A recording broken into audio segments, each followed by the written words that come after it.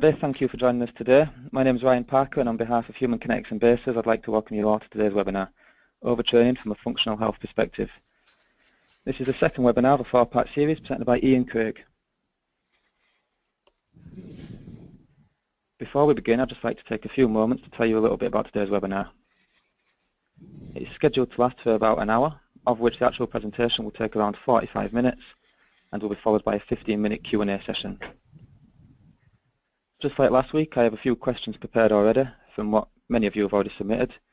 If you do think of a question mid-presentation, please type it into the questions box, which is located in the lower right corner of your screen, and then click send. I'll be monitoring these throughout the broadcast, and I'll put as many of them as I can to Ian towards the end of the webinar. We will also be live tweeting during the webinar using the hashtag #OvertrainingWebinar. Feel free to join us using the same hashtag, or you can just tag us using our Twitter, which is Human Kinetics EU. This broadcast will be recorded and it will be made available for download and playback on our website, which is www.humankinetics.com. It's usually live within the first 48 hours, and I'll also send you an email containing the link to the recording when it is available. Moving on to the final slide for me, I'd just like to tell you a little bit about today's presenter, for those of you that wasn't here last week. Ian is an exercise physiologist, a nutritional therapist, an NLP practitioner, and an endurance coach. He's also a former competitive middle distance runner. Ian specialises in functional sports nutrition, which is a fast-evolving discipline that considers both health and performance of an elite athlete. He is the editor of Functional Sport Nutrition magazine and is a conference leader of Sports Nutrition Live. Born in Scotland, he now is in South Africa where he runs his own private practice. So it gives me great pleasure to hand over to Ian Craig. Thank you, Ryan, and thanks for having me back. Last week we did an introduction to integrative sports nutrition, which is an overview of how I work. So I'm going to assume that knowledge. If you haven't had a chance to see that webinar, take a look and it'll give you some of the background that's relevant to the overtraining aspects that I'm going to go into today.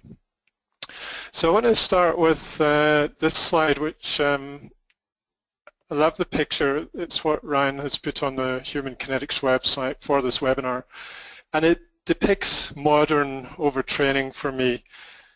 CrossFit, it looks like a CrossFit gym, has become global, incredibly popular, but some of the workout of the days that they actually do are harder than some of the peak circuit training workouts I was doing at my best fitness, in my 20s. But there's a lot of general population people who are doing that. So some of them just underdo the workout and do it for their own standards, but it's the middle road people I worry about, who are very motivated, but probably have quite a lot of stresses in their life as well, and push the training too hard and become quite competitive when actually their body's creaking at the seams a little bit. So I'm going to go into that and delve into the subject in more detail and give you just a sense of what overtraining is. Right, so overtraining, what is it? There is something called overtraining syndrome. This is quite an old slide. You can see it's back in 2000 and beyond, but I like the way they've phrased it. If an athlete is overstressed physically or psychologically for a long time, adaptation starts to fail, leading to the signs of overtraining, which may be a protective mechanism against continued stress. So if you work with athletes, either elite or recreational, it might be familiar to you when they say, I'm trying harder, I'm training harder, but I'm even starting to get a bit slower. What's going on? It's that sort of thing I'm very interested in. It occurs in highly motivated athletes, especially those who are training and racing frequently without enough rest. Travel, heat extremes, altitude, and unfamiliar surroundings can compound the situations, plus high expectations of a coach or themselves. And it's not just elite athletes we're talking about. our bread and butter, unless you're very lucky, will be recreational athletes. So there's many of those. Okay, this is quite a recent paper, and I just like the visuals on it. So if you follow my cursor, on the top, why do we train? We train in order to become weaker deliberately, but then we get a rebound called supercompensation, and over time that supercompensation gradually goes up and up. But you'll notice where my cursor is where the person starts training again, i.e. they've come up to above baseline capacity and then they kick in another hard session. But the lower scenario is often what a lot of people are doing. They don't let enough recovery occur. They haven't quite hit the baseline, or they just hit the baseline, and then they do a session again. So this is an overtraining. I see a lot of people who they're jumping on the spot. You know, they're just going like this all the way through their life, and they're not getting any better, and they're becoming very frustrated, and that can be a CrossFit scenario. I competed on the scenario of periodization, and I took it very seriously, so I took my rest very seriously. But with CrossFit and modern ideals of training, the periodization doesn't seem to come in, and some people are doing really hard sessions 6 days a week, which physiologically just doesn't make sense. We've got a term called overreaching and obviously overtraining. And now we've got, this is quite a recent term, functional overreaching. That's basically what you just saw with the supercompensation. Sometimes it's in an athlete's best interest to really rack up training for a few days in a row or a few weeks in a row even to create a much bigger supercompensation curve, but they have to be very careful with doing that. Performance increment, I didn't mean to do that, maybe days to weeks, but the recovery should be fairly quick. Non-functional overtraining is where they're on the borderline of overtraining, sorry, non-functional overreaching. So it leads to a longer performance decrement, weeks to months, but the full recovery is expected. And then overtraining syndrome, consistent with extreme non-functional overreaching, and you know, some authors have said more than 2 months performance decrements. And for me, this is what I'm interested in, looking at the maladapted physiology. It may take them months to recover, they may not fully recover, and a lot of high-profile athletes have retired because they've ended up with glandular fever that they haven't really pulled back from, or ME, or chronic fatigue. So that's the more extreme end of the scale. Here's an athlete I'm working with at the moment. She's a very elite long-distance triathlete, professional athlete. This is a bunch of her symptoms that she presented with. So first 2 minutes of her training, even if it's nice and easy, are hypoxic, high lactic acid. Sugar cravings, regular bloating, so a lot of GI distress, regular flus. She's allergic to pretty much everything now. She didn't used to be. Chronic candidiasis or candida infections. That's an opportunistic yeast infection that takes hold when the immune system is very suppressed. Postnasal drip, bad brain fog and anxiety, so mentally lack of focus, debilitating periods if she's not actually on a birth control pill, energy is very low, and she came to me with a shopping bag full of supplements, i.e. she's seen other people before and gradually just stacked one supplement on top of another. Now, does she fit into overtraining? We'll look at conventional thoughts of what it is. For me, I don't really care if she fits into a conventional, you know, this is overtraining kind of scenario. I can see she's very much struggling physiologically in many systems of the body, so I want to give her some help. Also want to slow her down to try and reverse some of what she's going through. Okay, sympathetic or parasympathetic. These are in the literature 2 different types of overtraining, and The sympathetic form is more often seen in team sports and anaerobic sprint events. The parasympathetic form is more often seen in endurance athletes or aerobic sports. So essentially, the high volume work may lead to kind of, if you like, deeper overtraining.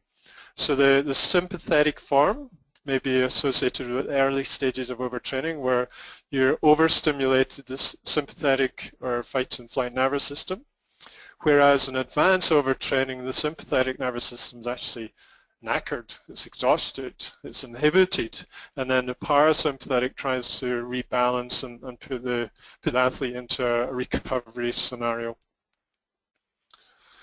Here's some signs and symptoms, and essentially sympathetic overtraining or excessive sympathetic expression is everything is excitatory, so increased heart rate and blood pressure, decreased heart rate recovery, irritability, menstrual dysregulation, sleep might be disrupted because they just can't calm their mind out. Conversely, parasympathetic is kind of opposite to that, and it might be hard to pick up actually if you're just looking at measures that you can take. If you're, for example, if you're too reliant on heart rate measurements, because you might have a low resting, you might have a fast heart rate recovery after exercise. So that's actually similar to, you know, improvement in fitness. So you need to look at the other stuff like fatigue, depression. Good appetite obviously goes with training, so it's not a great marker. Hypoglycemia during exercise, so again a bit lightheaded, so you need to look at the performance. The heart rate variables might be better, but the performance is most likely down. And they might be sleeping actually very deeply. But very importantly, they'll probably lose motivation. So before I go further into the overtraining kind of literature, I want to go into the physiology system. And I'm going to give you some perspectives that I work on, things that I explain to my clients and my athletes, just to try and conceptualize the problem a little bit clearer. This is, if you tuned in last week, this is the matrix from the Institute for Functional Medicine. This is how I work. This is how nutritional therapists in the UK work. And you've got all these body systems that interact in a big spider's web. So I've just highlighted the one I'm going to be working in today, and that's endocrine and neural system. I'm not going into immunity because it's a massive field, but all of these areas, structure, digestion, absorption, here's more immunity, energy systems, toxicity, detox, cardiovascular and lymphatic system, they're all influenced if the body is overdoing it physiologically. Okay, so I'll just start with the nervous system. If you've done physiology, this will be pretty familiar to you. There's the voluntary nervous system connected to skeletal muscles. The second line, oh sorry, I did that again. Second line is the autonomic nervous system, or the involuntary system. It's connected to smooth muscle, cardiac muscle, glandular systems, etc. The third one is the enteric nervous system, which is our gut. Our gut has entirely its own nervous system, which is linked up with the autonomic nervous system. Likewise, this is linked down, and we're going to be looking at the sympathetic parasympathetic balance.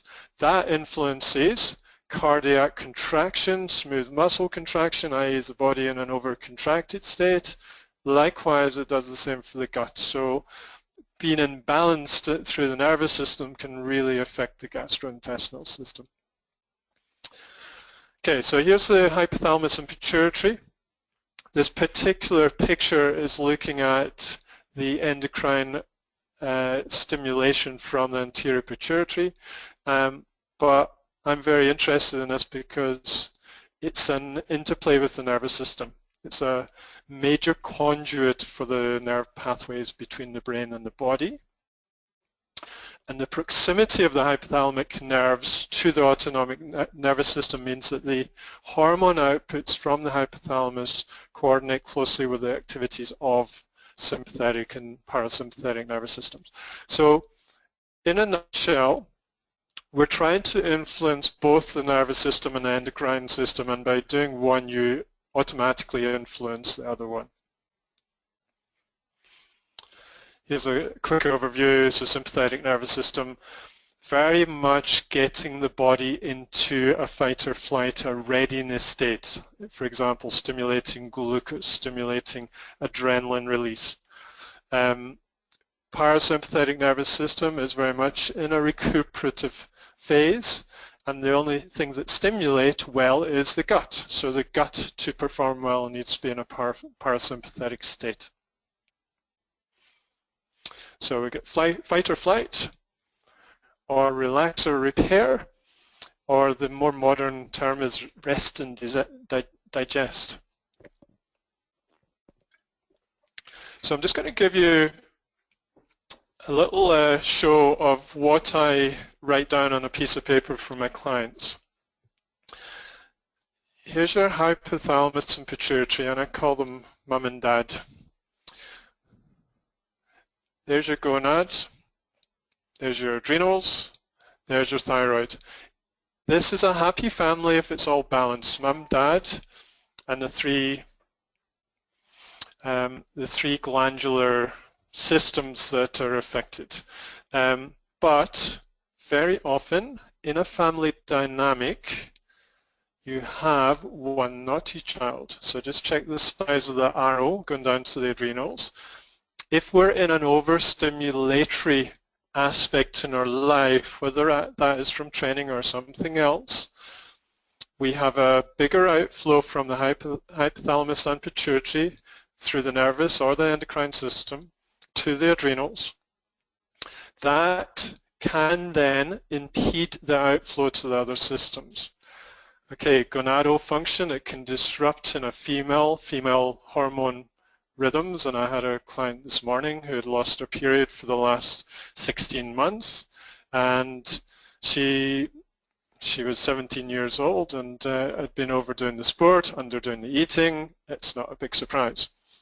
Thyroid gland, seat of metabolism. It's not in an athlete's best interest to have thyroid suppression, but it's extremely, extremely common. And I'm talking about Hashimoto's diseases, you know, going through the roof in terms of incidence nowadays. That's the autoimmune attack against the thyroid. So in an ideal situation, and what we actually do have is a negative feedback loop to the hypothalamus and pituitary, saying the adrenals are shouting, "Oh, you're stressing me out, slow down, don't do any more." But there's something that sits above the hypothalamus and the pituitary. It's called our brain, and our brain is used to getting to practice on time, regular training, going to meetings, dealing with family dynamics, etc., etc. It will overrule the more subtle body messages. So one of the most powerful things we can teach athletes is to listen to their body, but it's probably the most challenging as well. Here's another slide I just plunked out of a recent paper.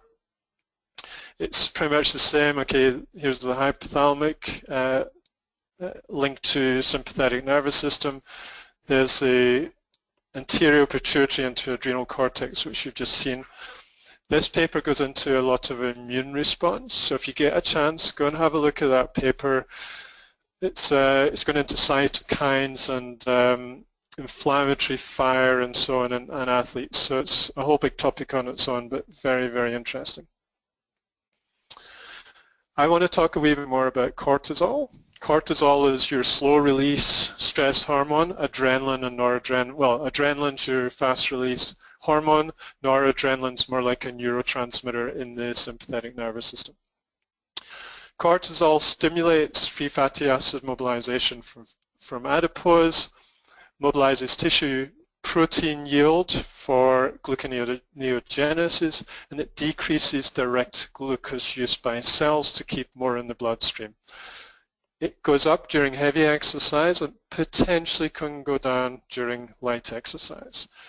Here's a particular study looked at subjects who ran at a particular speed. So for the average person, 7.5 miles an hour is a reasonably quick speed, and they did it for 10 or 30 minutes. They only showed an increase after 30 minutes, meaning that the effect of exercise on cortisol increases with time. So volume is important to consider. Right, here's a lovely old cortisol slide way back from 1990, but it's still accurate information. Just what I've just told you, cortisol is involved in breakdown, mobilization, gluconeogenesis, increased fat oxidation, and it tries to keep glucose in the bloodstream for activity. This is one of my favorite slides ever because it says so much actually, and we're going to see it twice. So people who are asked to exercise for an hour at either 40, 60 or 80% of VO2 max showed an increase in cortisol output based on the intensity of the exercise. So here's the zero line at 60%, which you would describe as a easy to steady run, row, cycle, swim, whatever you like doing, which is aerobic. We're going to look later at how you can actually get it down, but how many athletes are going to do all of their training above 60%? How many athletes even do easy sessions nowadays? So that periodization structure you need to structure in the easy sessions, so easy that cortisol levels even go down. Okay, so to summarize cortisol for now, in its normal function, it helps to adapt to challenges by converting proteins and fats into energy and releasing glycogen. Also short-term, it's anti-inflammatory, but in the long term, sustained high cortisol slowly breaks down healthy muscle and bone, slows healing, impairs digestion, interferes with endocrine function, weakens immunity, and disrupts emotional well-being. So quite a few reasons not to sit with high cortisol for long periods. Okay, you just saw the slide where you had the hypothalamus, pituitary, adrenal axis. So that's what HPA means. Gradually increasing training loads have been shown to increase the stability of the HPA axis. So this particular 7-week training program of 30 to 50 minutes per day of cycling or running resulted in a decreased catecholamine response and a lowered resting heart rate. That is something you would expect from a decent fitness program to take somebody from unfit to more fit, but we're talking about people who are already fit. Excessive stress can lead to imbalances of the neuroendocrine axis and contribute to symptoms of overtraining. So in this group of overtrained individuals, the hypothalamus was less sensitive to insulin-induced hypoglycemia. Hypoglycemia, low blood sugar. Cortisol is one of the primary ways of pushing blood sugar back up. But if you're adrenally fatigued in an overtrained situation, you might not be able to produce enough cortisol and then not push it back up again. Here's another nice old diagram which reveals quite a lot. Here in the center you get the HPA axis. You have your feedback loops. So it's a negative feedback. If this is overstimulated, you should get a negative feedback to the hypothalamus and pituitary saying, slow down. So that should happen, hypo, hypo, hypo, and then you get symptoms of hypoactivation just because this is been overdoing it. But when, like I said, the brain tends to take over and say, I'm not listening to your negative feedback. I'm going to keep stimulating because I need to hit these times in practice and I need to hit my weekly mileage sheet. When I was a runner, I was obsessed with how many miles I did in a week, but seriously, looking back, it's irrelevant. If I hit 5 more miles than the week before, but it got me into getting a cold, well, I'd wasted all that work. So you need to find the balance and stay within that.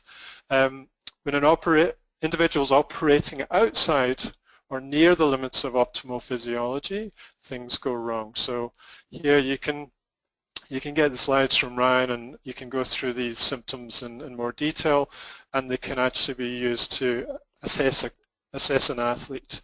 We'll go into adaptogens later. These are ways that you can come in and intervene. DHEA is the other big hormone that I want to look at because I do measure it quite a lot. It's produced by the adrenals, and it's a precursor to estrogen and testosterone. Okay, so estrogen and testosterone are both pro-anabolic hormones. During stress, adrenaline and cortisol production, however, takes priority. So chronic stress may mean a drop in DHEA. So low DHEA contributes to fatigue, bone loss, loss of muscle mass, depression, aching joints, decreased sex drive, it's one of my big red flag things in my questionnaire, and impaired immune system. If I see decreased libido, 100% of the time I'll ask them about it. Not in graphic detail, but actually I want to try and understand the person more. And a young athlete, talking about 20s, 30s, should not have a decreased sex drive. All of these signs and symptoms are also linked to the high cortisol. So independently, both kind of contribute in the same way. If any of you have studied nutritional therapy, you'll have definitely come across Hans Seeley. He wrote a book called Stress of Life, and this is the model of stress as he puts it. So up at the top, you have normal cortisol, normal DHEA output from the adrenals. We're not talking specifically about athletes here, but any stress. You've got short-term stress, cortisol goes up, DHEA goes up to try and deal with it. That's a good, healthy response. But then you're going through mid to long-term stress progressively. What, according to him, happens is DHEA will come down first and preferentially will hold cortisol up, and eventually only at exhaustion stage cortisol comes down. Now, I have seen it the other way around, where cortisol is low and DHEA hangs up last. That's preferable, but it's usually the cortisol that gets priority. And we'll look at a slide later that considers that. Then you get anabolic, catabolic. As an athlete, we need to be putting on healthy, lean tissue. So we want to mostly stay in an anabolic state. Otherwise, what's the point? You're training hard, but you're losing. You're losing glycogen, you're losing protein, you're messing with cortisol, you're messing with insulin. Okay, just a quick breath there. Okay, so that was a bit of background physiology, so thanks for hanging with me. I want to share with you a concept that was introduced to me by an amazing doctor and immune specialist, Alex Concord. She's a medic, then did a PhD in immunology, then went into NLP, and she's just got an incredible mind. But she's come out with such a simple, really nice model. So here it is. She calls it the 3 Ps of stress, but in practice when I say to people they're stressed, they're like, no, I'm not. How could you say such a thing? Because they think stress is just anxiety. But we have psychological stress. That might be anxiety, depression. It could just be a heavy load on the head of just a lot in life going on, even though nothing's negative. You have such a thing called eustress. Then you get physical, and then you get physiological. And you see the arrows between all 3 sections of the pie chart. They all interact and put pressure or take pressure off each other. What happens when there's a psychological burden? I've got a good personal example. I was 16 years old. I was going through the first set of important school exams. I kept running every day. I kept the training going, but I felt terrible. I was running slow. I was heavy. I didn't enjoy it. The final day, So what was happening there is psychological stress was taking or pushing down on the capacity of the other systems. So physically I didn't have so much available. I had a bit of gut issue around that time in my life as well, so physiologically I was being impacted. The day of my final exam I ran that evening, I could have beaten anyone in Scotland of my own age group that night, and I'm very sure of that. I just felt incredibly light. So suddenly the reverse had happened, but the psychological section had gone very small. Pressure lifted, so physically I had plenty of capacity. Here's another scenario, physical burden. So I deal with people who do, you know, Ironman races or comrade races, or in Cape Town you've got the Cape Epic, which is, how many days is it? 8 days of mountain biking over very strenuous terrain. That's a big physical demand, or just somebody in a day-to-day heavy training program. It's going to push in on the psychological, it's going to push in with the physiological. So any weak links, could be immune system, could be muscles and tendons and injuries. It could be the gut goes out a little bit. Psychologically, it's not too surprising if the person gets a bit grumpy with their wife or their husband, or yeah, you get the story. So you have to kind of recognize this position, and it can't stay like that for too long. Another way I've played with this model is, if we go back to the original one, I think in a healthy perspective you want to be inside your reserve, inside your capacity. So you have some reserve to work with. Now athletes have to work pretty close to the outside of the reserve, but I will argue that sometimes in the year, some days, some months, they have easier times where they can recover and build up the reserve again. But what happens with this? The life's bursting at the seams, so everything's going on. They've got a busy job, they've got a lot to think about. Physically, they're training, they're sitting in a chair all day. 8 hours sitting on a chair, that's an ergonomic stress. Even 8 hours lying on your back would be an ergonomic stress of another time. Physiologically, yeah, most of us have some kind of imbalance and know what that is, or what aspects they are. And they are under load when we're actually, when everything in our life's going crazy. Now we tend to box these, so if we took away these arrows, we have the physical box, the psychological box, and the physiological box, but they're actually all intermingled, like my example I just gave you. Another example is when I was running, the year I ran my best and got my PBs, I was personal training 20 hours a week. I lived very close to my work, so it was 5 minutes on a bicycle to get there. I didn't have much load in my life. I could sleep when I wanted. I could take afternoon naps. And yeah, I made good progression and hit personal best. 3 years later, I moved to London. I was now working 40 hours a week. I was commuting 30 odd minutes on a bicycle both directions, and I was more social because, hey, I was a new boy in London. I just wasn't progressing physically, I wasn't recovering, and I wasn't getting the gains in training that I had previously, and I got injured before the season even started. So that season, it was my last season, it was pretty much a write-off.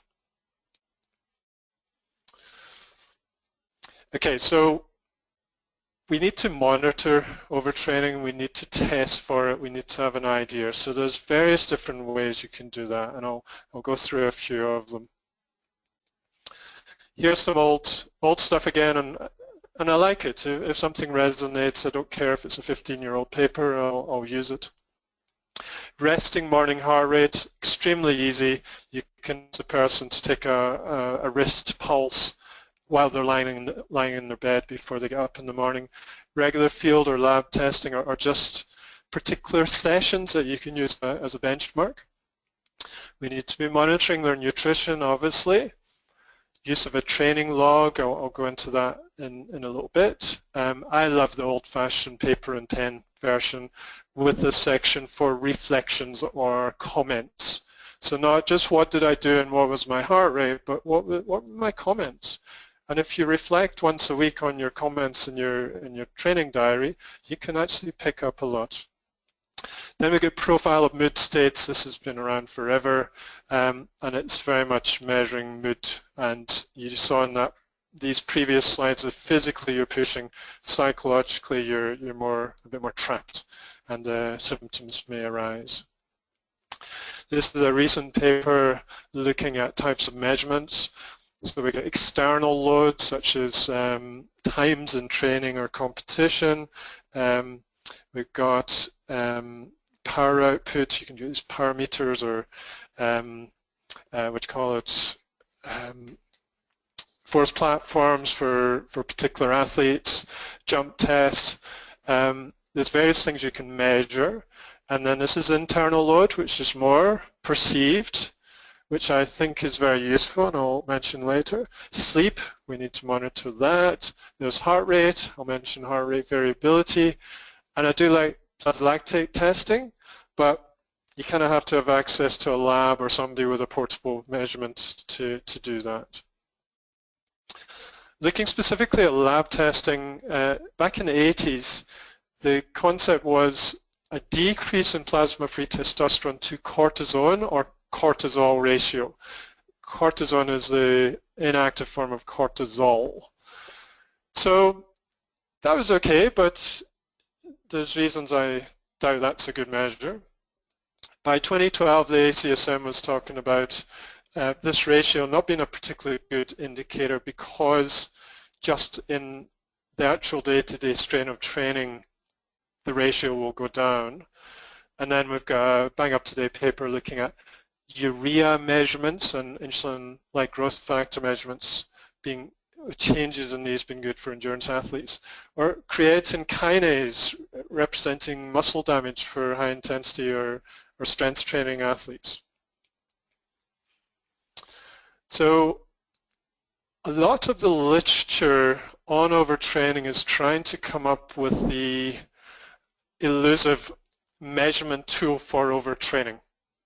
And that I don't believe will ever be found, because I first looked at overtraining literature in the early 90s.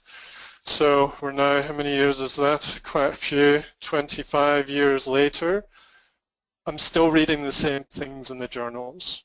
I don't think we'll ever get there because you've got the complexity of the human body, and that early slide where I highlighted communication or nervous and endocrine system, that's only one of many. So you can't pick one physiological system and say, aha, that's going to tell us if Janie is overtraining. These quotes resonate with me. As we have seen, the diagnosis of OTS is a complicated clinical endeavor. Therefore, much of the prevention is simply education of risk factors and ways to prevent excessive stress. Because the manifestation of OTS can vary greatly in individuals, treatment must be appropriate for the specific cluster of symptoms in each person. And then the inter-individual variability, and I like that word, or words, of measured values and fatigue-induced changes is considerable, pointing to the potential value of an individualized interpretation. Great, we're starting to talk my language. So we need to actually treat each athlete separately. This is an old test I used to do lots when I lived in the UK. It was quite cost effective and I did it lots. It's looking at the circadian rhythms of cortisol through the day, and then also we measured DHEA. So in this particular one, DHEA is very low, suggesting adrenal fatigue. Adrenal fatigue is one aspect of overtraining. So the adrenals, that Hans-Seeley model, the DHEA is dropped, the cortisol hasn't dropped yet, but it's most likely falling through, as we call it. When cortisol is low, then it's adrenal exhaustion. I find it a very, very useful test. And if you're in full adrenal exhaustion, your ratio between the two is probably normal. So therefore the testosterone cortisol ratio that's suggested before is not particularly good. Testosterone is made out of DHEA, so it's similar, kind of anabolic, catabolic pattern. Here is a more complicated one. This is what I'm using nowadays. This is the steroid pathway. So you're going to start with cholesterol. So low-fat diets for athletes, ain't a good idea. We need cholesterol. There's pregnenolone, which is the kind of master hormone making progesterone, DHEA, testosterone. There's your 3 estrogens, and then below that all the metabolites of estrogen. This is a massively complicated thing, but I'm just going to pull a few important things out. There we've got cortisol. So perhaps you've heard of pregnenolone steal. If not, read it up. Pregnenolone makes all of these hormones. But if the body is overstressed, it will push up cortisol levels and potentially lower any of these other values. Okay, I can't point to one because it's very individual which one will be suppressed. Here's a lady I saw yesterday. There's her progesterone levels in her shoes, whereas estrogen 1 and 2 are very high. Estrogen 3 actually is a bit low there, and there's all her metabolites which are actually quite high. So we need to find methods of tuning down estrogen and bolstering progesterone. And you can see why low progesterone is not a particularly good thing for an athlete. So there's lots of symptoms there that are going to negatively affect their performance. Here's another part of the test. So it's what I've just shown you, the HPA Axis. It's also measuring the melatonin levels, which in her are getting towards poor sleeping patterns. There's the DHEA, there's the cortisol. They're out of balance in terms of anabolic, catabolic, and if you actually look down at the free cortisol, it's even lower. Sorry, it's even higher in DHEA. Free DHEA was even lower. So she's very much in an anabolic, catabolic imbalance.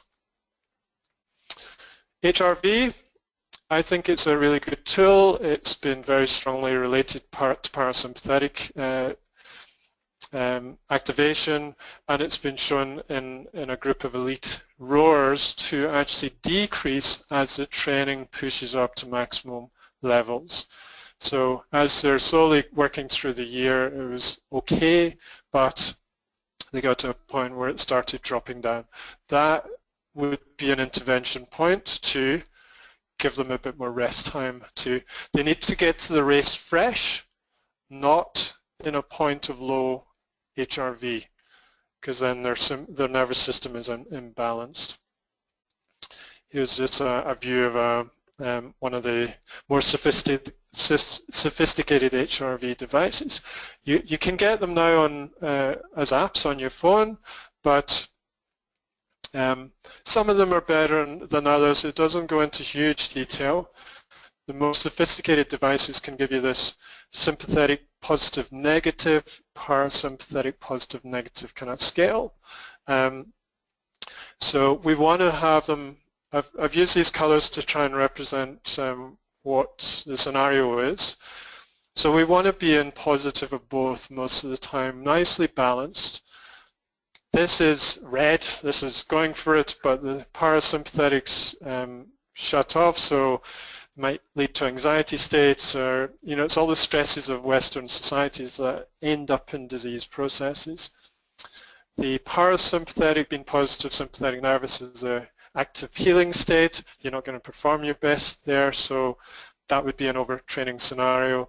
Negative, negative, hey, you're well overcooked and you need to basically rest and just take time out and use some very good strategies to recover. This slide is very much just throwing some terms at you, and they're all different terms and they all have different classifications and different parts of medicine and so on, but do they overlap? Where does one stop and the other begin? Yes, of course they do. Chronic fatigue has got adrenal fatigue in it, but it's got a lot of other things. So there's most likely large immune compromise. That might go with overtraining syndrome. The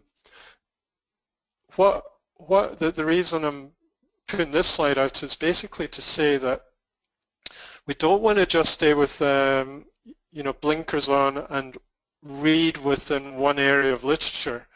We want to take from other areas. There's some people doing really good work in chronic fatigue, and that information can help impart knowledge over to athletic populations. Just like my thing of using nutritional therapy and functional medicine, which is designed for general people, but trying to bring it into the athletic arena.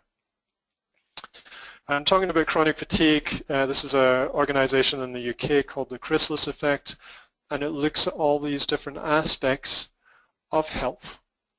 And the person will basically score each of these out of 10, put a mark on the spoke of the wheel, and they end up joining up a very, jaggy looking wheel, and immediately you can see the most important areas to work on.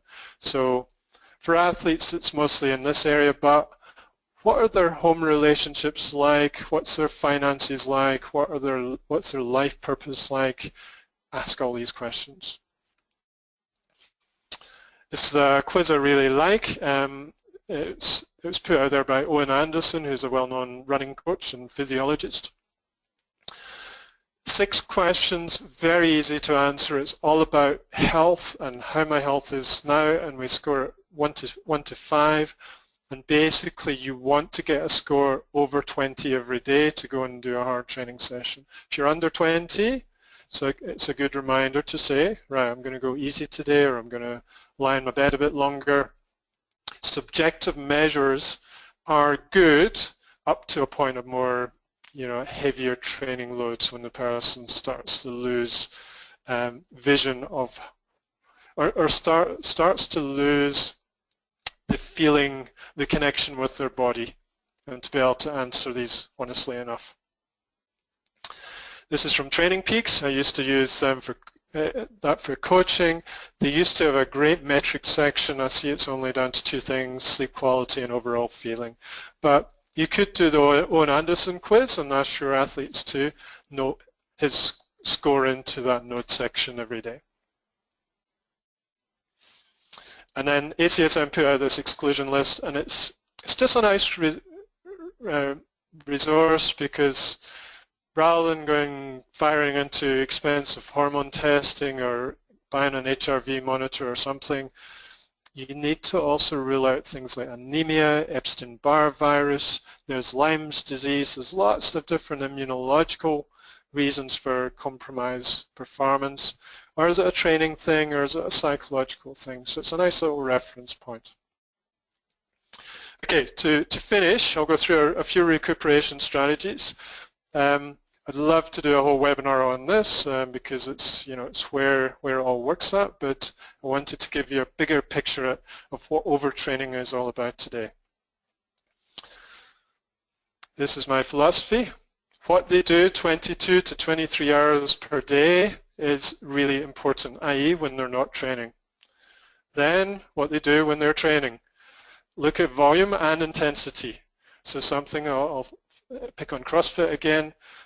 It has high levels of both, so you might need to tune one down or both down.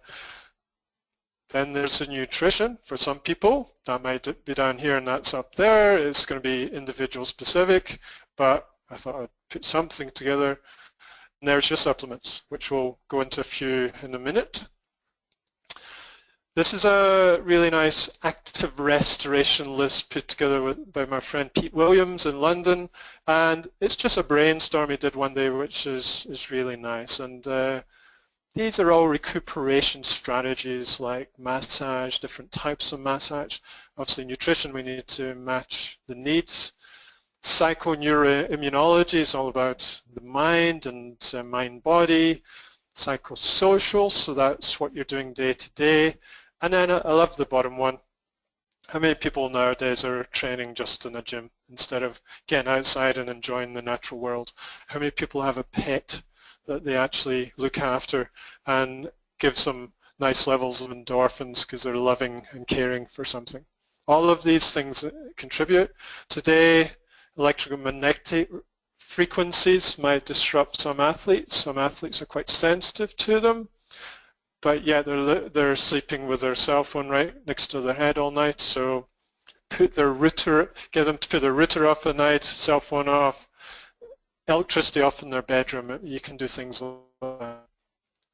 Sleep, totally underrepresented. I live in a city where people get up at 4:30 in the morning to squeeze in training before work. That's before the birds get up. It's a crazy time, but they steal from their sleep in order to get their training done. These are just some of the things that 4 days of only getting 6 hours of sleep can do to you. Training, establishing the balance, so it's the anabolic, catabolic balance, it's the sympathetic, parasympathetic. In Chinese medicine, the yin-yang philosophy is important. So we tend to train too much up here, but we could train a little bit more over here. So this brings up the question, how do we train below this magic 0% line? If we can give away 1 or 2 sessions a week where we're training above the line, we might actually establish better balance. So we need to look at modalities that are rhythmic, that involve the breathing. Breathing well is a parasympathetic stimulation is the wrong word. It activates the parasympathetic better. So we're talking about old methods. Here's a study on Tai Chi showing that Tai Chi or Chi training, it might be Qigong, increases cardiac parasympathetic tone. Don't you think that's a good thing for an athlete? And because we've got a yogi in the audience tonight, I found one for yoga. So likewise, parasympathetic activity is stimulated in yoga practitioners. And we're not just talking about any old yoga. Don't expect to go to a Bikram class and be nicely in the parasympathetic zone. You need to actually find flowing, rhythmic yoga with good breath. You're looking for good teachers in order to take you to that place. But interestingly, a lot of our top athletes now are doing yoga. Okay, let's finish with my take on food and supplements. The way I work is a top-down, bottom-up approach. So the top-down is actually trying to balance the neurotransmitters and calm that output from the hypothalamus axis and calm the brain. Then support the adrenals. I also look at the thyroid because that's often under a lot of pressure, and gonadal function. So look at all these different things and ask what needs supporting. We haven't talked about energy today, but if you're going into kind of developed overtraining syndrome and chronic fatigue, mitochondria are essential. So we're looking at the bioenergetic pathways that we considered last week. Antioxidants and good detoxification is vital to keep our mitochondrial membranes healthy. So here's some base nutrition. We're not talking about any specific athlete right now, so this is general. When you tune in 2 webinars time, I'm going to go through an overtraining case study, so you'll get more specific athlete information there. But look at the proteins, carbs, and fats, and we need to break them into good, bad, and ugly proteins, carbs, and fats. We need to look at sourcing of food. Is it coming from a healthy animal or a very unhealthy animal? Is the food sprayed or is it free from spraying? Is it fully organic? Is it high in nutrition? Did it come from a farm nearby? These are all things I want to know about. Vegetables. Most people need to eat more of them. Just get tucked in and don't hold back. Fruits in moderation, simply because they can be sugary. But if you're not eating too much, you should be okay, and you can have a bit of fruit with some yogurt, for example, and that buffers the sugars in it. And don't be afraid of salt. People who are adrenally fatigued crave salt, so just make sure it's the right one right before they tuck into the chip packet. And then avoid all these things. I'm not going to go through it. It's just the common culprits that have a very depleting effect on the body. Here's some supplements. I've just brainstormed things that I have used over the years. And for adrenal, thyroid, adaptogens are really useful. B vitamins are important. Zinc and magnesium comes up again and again. Then you've got iodine, zinc, selenium for thyroid. Glandulars, certain herbal extracts can be very useful. I work a lot in this area nowadays, so things like phosphatidylserine, threonine, GABA, inositol, these are all good for stimulating GABA function, which is calming to, or balancing to, dopamine. Blood sugar balance, if somebody's adrenally compromised or thyroid compromised, you need to get in the blood sugar management through food, and these are potential supplements. And there's some mitochondrial nutrients that you consider that are involved in the Krebs cycle, as you saw last week, Krebs cycle and oxidative phosphorylation. Okay, I'm done. So there's a few references for you. There's my details, and I will pass over to Ryan for question time. Thanks, Ian. Great insight again. I'll crack straight onto the Q&A session because we've had quite a lot. So I'll apologise in advance if I don't have a chance to get across everybody's question, but I'll go through as many as I can. I've had a few questions regarding overtraining non-professional athletes. I had one from a Canadian S&C coach, Ian Rowan-Legg. He says he's heard people argue that overtraining will almost never occur in non-professional athletes.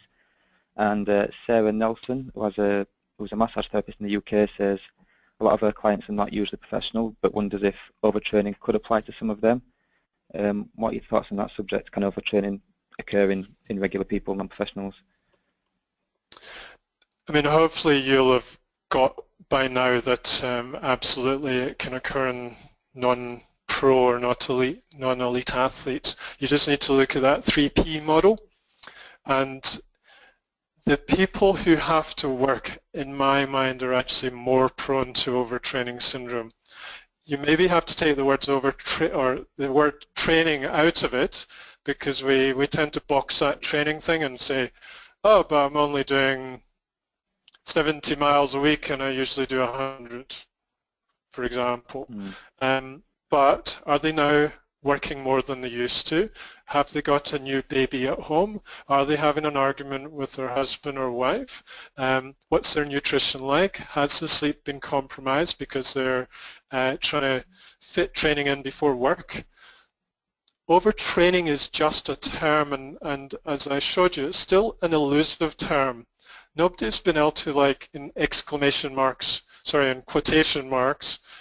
measure it. What is it? How do we measure it? It's a very elusive measurement. So I'll put it alongside adrenal fatigue, chronic fatigue, and all these fatigue type states. And you get people who are complete non-athletes who end up in these states. There's some very famous athletes who have ended up with ME, who have ended a career, but you'll get business professionals that end up with ME. They're completely non-athletes, but there's just too much of stress in their life. So I hope that answers the question. You need to be looking at all the different boxes of a person's life and actually connect the boxes and make them fluid and understand the whole person and not just the exercising person. Yeah, great. That makes sense. We'll move on to the next question. We've had a few questions regarding age and overtraining as well. For example, David Langford, who's a BASIS certified exercise practitioner, he said, how does overtraining influence the older, frailer adult? And I've also had one on the other end of the spectrum from somebody called Penny Ryan, who's a lead S&C coach for Coventry City Academy, and he's asked if there can be some regards into like youth populations. Okay, so very different very different spectrums, but I wanted to answer these together because regardless of age, you just need to look at the total stress in the person's life. So again, go back to the 3 Ps. I gave you my personal example when I was 16 and I was overwhelmed with psychological pressure, which was affecting my performance as a kid at school. Nowadays, I'm dealing with a lot of private school kids in Johannesburg, and they're just pushed to the max, especially swimmers. So look at all the different aspects of that person's lifestyle, and it doesn't matter so much that they're a kid, per se. It's the fact that how much load do they have in their body, and bring in the fact that yes, they are younger, so they can't cope with the total load as much as a 25 or a 30-year-old. The same applies to the older person. They'll have less reserve than somebody in their physical prime. But what else is going on in their life? Have they been retired for 5 years? Are they living where they want to? Do they have a happy marriage? Do they have time? Do they sleep as much as they want? Are they eating well? Or are there physiological complaints that are starting to come in? Are they constantly dealing with daily arthritis and inflammatory pains? That's a big load on the reserve, the physiological reserve. Or are they healthy? Did they retire and all their stresses fell away and they're now loving life and actually being quite expansive with their exercise? It's very individual specific. So I don't like opening textbooks so much. You get tips from these things, but I don't like textbooks breaking down into youth, adult, older. There are specific things, and yes, as I say, there are tips, but it's like they're all different. You can apply the same physiological, psychological, and physiological messages to all of them. Look at them as individuals rather than a chapter in a textbook. Yeah, great. Okay, so it's down to the individual more than anything. That leads me on to a question which I got through this afternoon from a lady called Katie Parker from the University of Brighton. The email was called Stubborn Athletes. It was about a student she works with. He's a competitive hurdler. So he's obviously young and fit, but he's training twice a day at very high intensity, she said. And he's sort of determined to prove science wrong about overtraining. Would you encourage him to stop overtraining, and how would you do that if that's the case? The question mark is, are they overtraining or are they just doing a lot of training? If he's young and fit and got a lot of resource and not too much other demand in their life, then maybe they can cope with it twice a day. But maybe when the university load picks up, then that will displace a bit. So it's very much an educational model, and if he wants to listen, he'll listen. If he doesn't want to listen, he won't listen. The tests are very useful, but if say they're in their early 20s, there's a good chance there's still reserve there, and you won't actually see much from an adrenal stress index test, for example. It's trying to appeal to longer term. It's trying to build in the periodization strategies. Do they have a coach? If so, then you can talk to the coach and check the coach is periodizing properly. If they don't have a coach, that can be problematic, and it's actually a way that athletes get into overtraining, because monitoring yourself is very problematic when you've got such high motivation. You'll do anything it takes to get to the Olympics. So it's very easy to get there. So the best you can do is educate, give the information from the talk tonight, offer to access testing for them, use the training well-being quiz. You can maybe, if they're showing signs of physiological deterioration, suggest the adrenal stress index. Checking sleep parameters, heart rate, morning heart rate, training well-being quiz, that would be what I would do to just try and get him to incorporate that into the normal training diary note-taking. So hopefully that will, just make him a little bit more informed and watching out for the traps of the slippery decline. Okay, great. I hope that's answered your question, Katie. I'll ask one more. I know I've slightly overrun, but a question from a lady called Evelyn, who's a student at Trinity Laban. She asks, what is the influence of overtraining on the immune system? I know you touched on it a little bit, but could you go into a little bit more for Evelyn there? Yeah. So it's a great question. Basically, short-term stress will protect the immune system. Imagine the scenario of you're working really hard because you know you're going on holiday, but you've got some deadlines to meet, and you can feel a little scratch in the throat, but you think in your head, okay, just stay away, I need to get this work done. What happens when you go on holiday? The cortisol drops and you get sick. So short-term has got a protective effect, but long-term it works around the other way. It actually can be depleting on the immune system. And the immune system, yeah, fascinating subject. I'll talk about cytokines. Cytokines are messengers within the immune system, and you get pro-inflammatory and anti-inflammatory cytokines.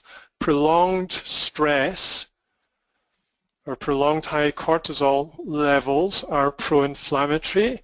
In other words, they stimulate the production of these inflammatory cytokines, and then therefore the body's in an inflammatory state. You're more likely to get sick, you're more likely to get ill, and you're less likely to recover at the speed that you normally would. So that's kind of the, in a nutshell, messages of cortisol and immunity. But if you look directly into the sports immunology field, you've got Mike Gleason, who's done a lot of research, and he's the American guy. He's not coming to my mind, but the American guy came out with inverted U philosophy, where under training your immune system's going to be low, so sort of sedentary people are more prone to infections compared to people who are doing moderate exercise. Then people who are doing heavy exercise are much more prone to the immune drops and getting colds and infections. And there's many theories around that, but one very specific one, for example, is that L-glutamine is an amino acid that supports gut health, detox health, and immune health, and it's one of the main amino acids making up muscle tissue. So if you're training hard, that gets pulled into gluconeogenesis to make energy, deplete your glutamine levels, then there's not so much fuel available for the immune system and your gut and detox. So that's one scenario, but there's many different areas we could go into. Okay, good. So do you recommend glutamine supplementation if you're training hard then in that case? Yeah, it's a good question, Ryan. You'll find out next webinar, so I won't give too much away, but I do use glutamine powder in my DIY sports drinks. So okay. The quantity can vary depending on the individual and how hard they're training. But yeah, it's a nice, easy one, cheap, but can be very effective. Okay, great. I'm just going to ask one more question if you don't mind, if you've got time. Sure. It's just a quick one which has just come through on the question box on the side, so it came through during the webinar. And they say, can increased or excessive sugar intake also raise cortisol and decrease DHEA? Yeah, okay, I'm going to get you to visualize for a sec. So imagine a wave on an ocean, and it's just undulating up and down, crests and troughs. On a gentle day, you've got gentle waves coming into the shore. So I think of Brighton, for example. No, we'll do Bournemouth, because some days in Bournemouth it's nice and steady, and then one day I went down and I did an aquathon in Bournemouth, and literally people were surfing on the waves. So now you can imagine surf waves. The gentle wave is the green wave, The surf wave is the red wave. The green wave, an amateur surfer could go out and do every day. It's not very challenging, it's not very exciting, but they can do it every day. The red wave is very exciting, very stimulatory, but try and do that too much every day can lead them into fatigue. That's the same scenario with the blood sugar curves, because when it peaks up, you get an insulin stimulation, and then it drives down, and then you get a cortisol stimulation. So essentially, cortisol pushes sugar up, insulin pushes it down. So cortisol and insulin can play bat and ball all day long. So it goes both ways. If you have a sugary diet and blood sugar is going up and down, you're going to overstimulate cortisol. If you're overstimulating cortisol, then you're pushing it up, and then the insulin's forced to push it down, and it creates a more sugary, imbalanced blood sugar curve. Okay, and then there's lots of effects of that, such as potential weight gain, energy ups and downs, mood ups and downs, potential insulin resistance over the longer term, which is, it's not going to be great for an athlete to experience, because they'll have stubborn weight loss, their energies are not so good, and they just won't feel so vital. So I hope that answers that question. Yeah, that's great. Thanks, thanks, Ian. I think we'll leave it there because we've run over by quite a bit. So again, apologies if I haven't managed to answer every single question, but I've got through a fair few there. So as both myself and Ian have previously mentioned, this has been the second webinar of a 4-part series. I hope you can join us for our next webinar, which will be in a fortnight's time on the 22nd of March at the same time, 3 p.m. UK time. That's all on DIY sports drinks and gels that nourish, not deplete. I'd just like to say, if you missed the first webinar of the series, or you've missed any of this, and you want to catch up, they're all going to be on our website, humankinetics.com/webinars. You'll see all our previous webinars and upcoming webinars as well on there. So finally, I'd just like to take this opportunity to thank everyone who's signed up and tuned into this webinar, whether you're listening live or via the recording on the Human Kinetics website. I'd also like to thank Ian for another fantastic presentation. And whilst I've got you, if you are a member of BASES, we do have 12 Human Kinetics approved courses where you can get them extra CPD points if you need them. Just before I leave, can I just remind you all to take a few moments when you leave the webinar to answer a short survey. We really appreciate your feedback there. And keep an eye out for my email, which will probably come tomorrow, perhaps Friday at the latest, which will have the recording to today's webinar. I'm going to end the webinar there. Enjoy the rest of your day, wherever you are in the world, and thank you again on behalf of BASES and Human Kinetics. Thank you. Bye-bye.